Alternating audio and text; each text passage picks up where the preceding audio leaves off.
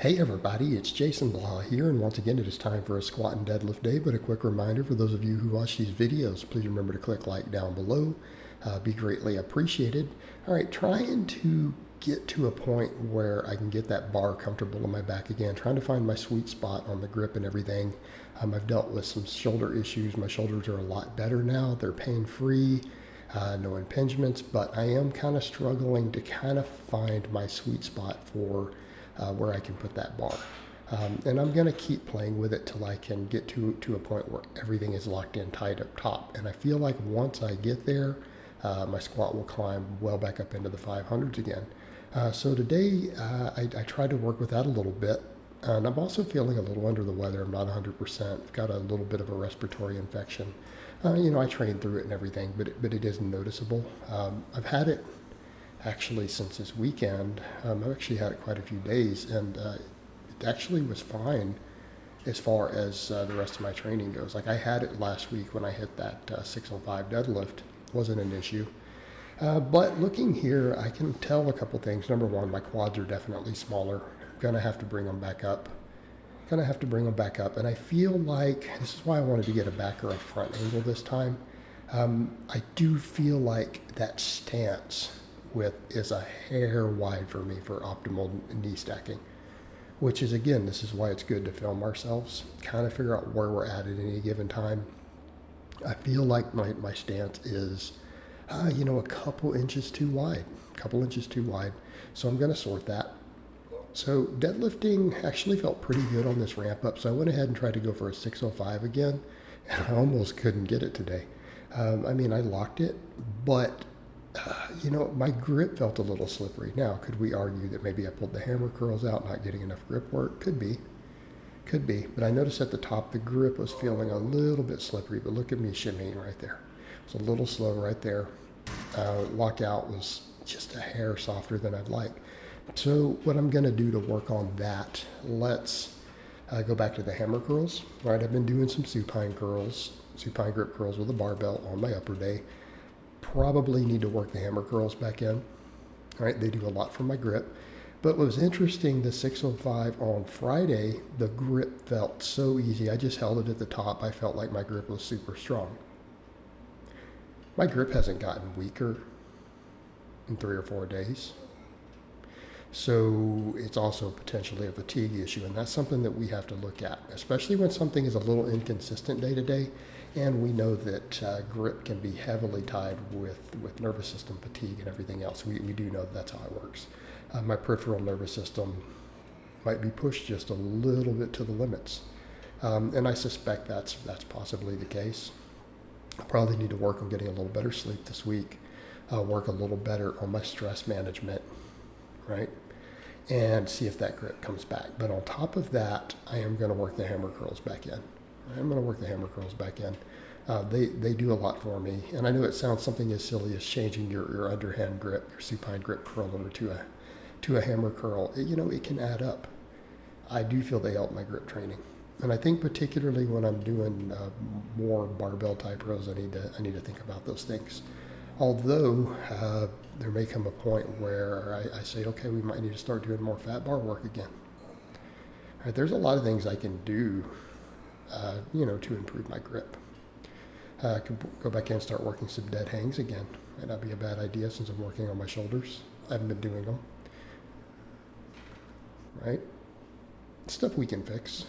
The glute ham raises, though, went pretty good. Happy with those. Here's the thing with these belt squats. These were tough today. These were really tough, kind of finding my groove. Now, granted, I am doing the really deep, narrower foot position. Why? I want my quads to grow. I need to get my quads into that lengthened position. This is going to bring them back up. That's the other thing I could look at with that squat. I can worry about getting tight up top all I want. But if my legs can't push the weight, it's not going to matter, is it? So what do we need to work on to get that squat back to an elite squat? Because my squat is not elite now. Let's just call it like it is. It's not. It's my worst lift at the moment. So how do we fix it? Quad hypertrophy. get the technique dialed back in. You know, keep working on that position to get the bar, whatever grips I have to do to get the bar as low as I can comfortably down my back. Okay, I'm going to keep working that, keep working the shoulder mobility. I need to get that stance optimized. I need to get that stance optimized again. I feel like I need to bring it in just a hair. It'll give me the best leverages and pop coming out of the bottom. All right, we need to fix those things, and then I've got to bring my legs back up. I'm actually considering some glute bridges. All right, I think that combination of belt squats and glute bridges, that will bring a lot to the table. I think it'll help me through that soft spot on the deadlift. Because that's the other thing, you know, my grip felt a little slippery at the top of fatigue and everything, but if we move the weight faster, that doesn't happen. But, you know, grip becomes more of an issue on deadlifts when we grind, by the way. A fast pull, your grip tends to hold better. Okay. So we've got to get through that sticking point faster. Work on my overall fatigue. Right? These are the little things that we have to fix. It's the little things that we have to fix. And by the way, today my quads were just lit up. I was feeling a little out of breath. I stopped the belt squats at 2 sets, but I'm like, my quads need to work. What are we going to do? So after my reverse hypers, I went ahead and did some leg extensions against bands. Right? I lost count. I don't know, 80 reps, 100 reps, whatever. Just went to failure. Did that band work again. Got a great pump and burn in my quads. Right? But I need to bring them back up. Now, I do feel like working that deep position with a narrower stance on the belt squat like I'm doing, that's going to help. I feel like the glute bridges will help. That's a point of contention. I understand people will say, I don't think glute bridges work quads. Well, they really do. Look at the biomechanics and then look at the data we have even on partials. Partials in the lengthened position cause extreme amounts of hypertrophy. It's the contracted we don't get much from. Well, where's the glute bridge put the quad? Puts it into the lengthened position. You're basically doing a half rep or a third rep for the quads in the lengthened position. Isn't that the part that we need to drive us out of the hole on a squat? Especially if we start going deep. So let's say I bring my stance in a hair to get the best stacking. That's going to make it a little more quad dominant due to the knee angle. So I'm going to need that position, those muscle fibers, to be thick. This is just general hypertrophy, tendons, everything what I'm doing here. It's not working that lengthened position the same.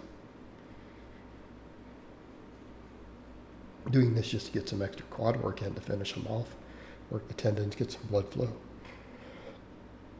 But moving forward, I feel like if I want my squat to come back up, I've got to fix that. Now the deadlift, we could look at what's going on with the deadlift there. Is that hamstrings? Was that back? No, that sticking point's glutes. Got to be able to make that transition past the knee. Well, if the glutes get stronger, glute bridges will help. I can pull through that stronger. I rework the hammer curls back in. I think my grip will catch back up. Right, this is the stuff that we need to fix.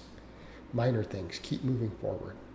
All right, guys, but that's really all I have to say on that today. I hope it's been informative, and I'll talk to you guys next time.